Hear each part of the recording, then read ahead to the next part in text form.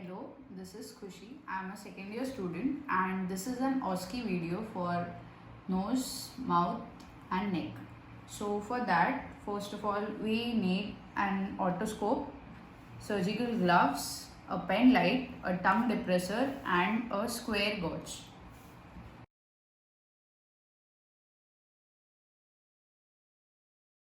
So first we'll start by inspection of the nose. So first we'll inspect the inferior and anterior aspect of the nose. So for that we'll check if there is any deformities.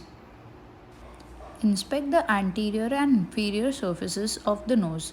Gentle pressure on the tip of the nose with your thumb usually widens the nostrils. Note for any asymmetry or deformity of the nose. Now we'll check for the nasal obstruction. Test for nasal obstruction if indicated by pressing on each ala nasi in turn and asking the patient to breathe in. Inspect the inside of the nares with the help of an otoscope and the largest available speculum. Tilt the patient's head backward a bit and insert the speculum gently into the vestibule of each nostril, avoiding contact with the sensitive nasal septum. Hold the otoscope handle to one side so that to avoid the patient's chin and improve your mobility. By directing the speculum posteriorly, then upward in small steps, try to see the inferior and middle turbinates, the nasal septum, and the narrow nasal passage between them. Inspect the nasal mucosa that covers the septum and turbinates. Note its color and any swelling, bleeding, or exudate. For the nasal septum, note for any deviation, inflammation, or perforation of the septum. Also, any abnormalities such as ulcers and polyps should be noted. Now we'll palpate for sinus tenderness. Press up on the frontal sinuses from under the bony brows, avoiding pressure on the eyes. Then press on the maxillary sinuses.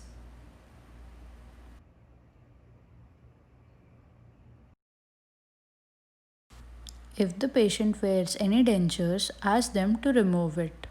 Now we'll begin with the mouth examination. So first of all, we'll be examining the lips. While inspecting the lips, observe their color, their moisture, and note if there are any lumps, ulcers, any cracking, or scaliness present on them. Now we'll be inspecting the oral mucosa with the help of an otoscope and a tongue depressor. Can you open your mouth for me? While inspecting the oral mucosa, look into the patient's mouth with a good light and a help of a tongue blade. Inspect the oral mucosa for the color. Note if there are any ulcerations, white patches, or nodules present. Next, we inspect the gums and the teeth. Note the color of the gums, which are normally pink.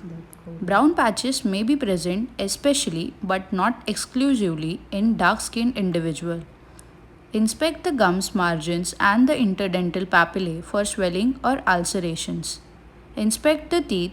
Are any of them missing, discolored, misshapen, or abnormally positioned? This should be noted.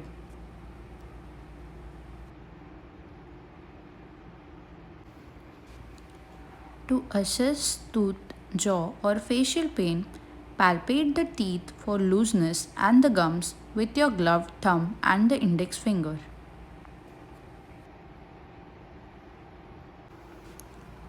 Next, we'll inspect the roof of the mouth. Here, we'll note the color and architecture of the hard palate. Can you put out your tongue for me? Our next examination will be that of the tongue and the floor of the mouth. Ask the patient to put out his or her tongue. Inspect it for symmetry, which is normally the test for hypoglossal nerve. Note the color and texture of the dorsum of the tongue. Can you put out your tongue again for me? Inspect the entire oral cavity, especially the sides and undersurface of the tongue and the floor of the mouth.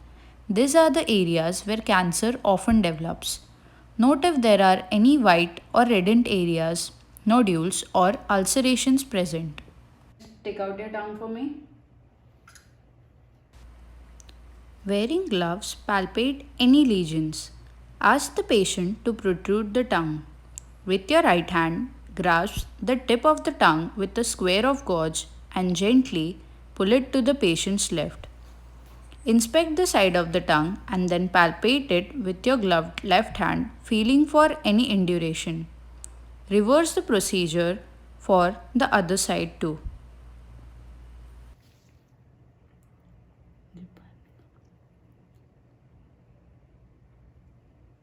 Now I'll be inspecting the pharynx. So open your mouth. Don't protrude your tongue.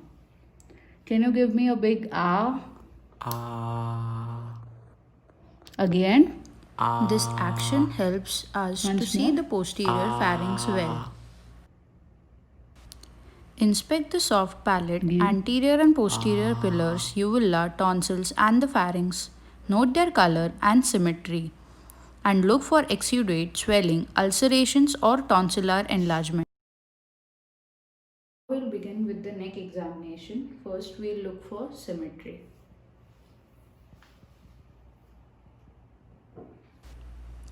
While inspecting the neck, note its symmetry and any masses or scars.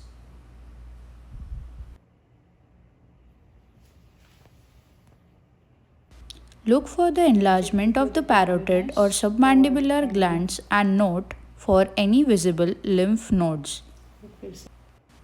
For the examination of the lymph nodes, we start by palpating the lymph nodes. Using the pads of our index and middle fingers, we press gently, moving the skin over the underlying tissues in each areas.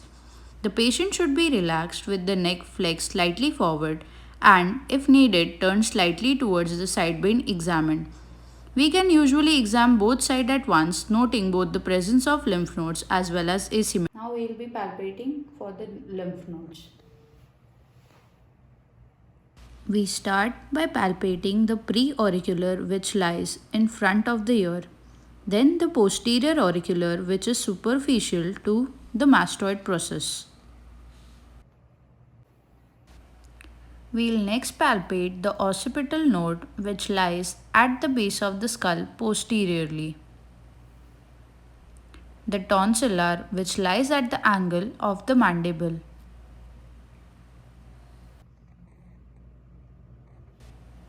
the submandibular which lies midway between the angle and the tip of the mandible. Next we'll palpate the submental node which lies behind the tip of the mandible. Next we'll palpate the superficial cervical node which lies superficial to the sternocleidomastoid. The posterior cervical which lies along the anterior edge of the trapezius. The palpation of the deep cervical chain which lies deep to the sternocleidomastoid and it is often inaccessible to examination. Next is the palpation of the supraclavicular node which lies deep in the angle formed by the clavicle and the sternocleidomastoid. Palpate the posterior cervical chain along the trapezius and along the sternocleidomastoid. Enlarged or tender nodes call for re-examination of the regions they drain in. Now we'll palpate the trachea and the thyroid gland. First we'll palpate the trachea. For the trachea and the thyroid gland examination, identify the thyroid and cricoid cartilages and the trachea that lies below them. Inspect the trachea for any deviation from its usual midline position. Then palpate it for any deviation. Place your finger along one side of the trachea and note the space between it and the sternocleidomastoid. Compare it with the other side. The spaces should be symmetric.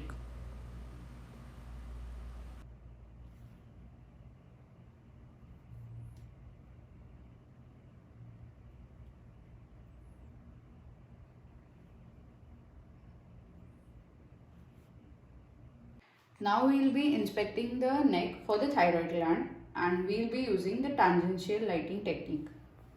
So can you move over there? Yes.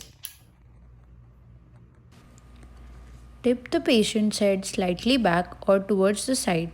Using the tangential lighting directed downward from the tip of the patient's chin, inspect the region below the cricoid cartilage to identify the contours of the gland. Now sip some water from me. Observe the patient swallowing. Watch for the upward movement of the thyroid gland, noting its symmetry. The thyroid cartilage, the cricoid, and the thyroid gland all rise with swallowing and then fall to their resting positions. Can you flex your neck a little bit outside? Yes. Move it upwards. Confirm your visual observations by palpating the gland outlines as you stand facing the patients. Palpate the thyroid gland, which may seem difficult at first. Use the cue from the visual inspections. Find your landmarks, the notched thyroid cartilage and the cricoid cartilage below it. Locate the thyroid isthmus, which usually overlies the second, third, and the fourth tracheal ring. Now we are palpating the thyroid gland by the posterior approach. So please move your chin a little upwards. Flex it. Yes. Okay. So sip this for me. Ask the patient to sip and swallow water as before. Feel for the thyroid isthmus rising up under your finger pads. Displace the trachea to the right with the fingers of the left hand. With the right hand fingers, palpate laterally for the right lobe of the thyroid in the space between the displaced trachea and the relaxed sternocleidomastoid. Find the lateral margin. In a similar fashion, examine the left lobe. Note the size, shape, and consistency of the gland and identify any nodules or tenderness. If there is an enlargement of the thyroid gland, listen over the lateral lobes with a stethoscope to detect a bruit, which is a sound similar to cardiac murmur, but it is not of the cardiac origin.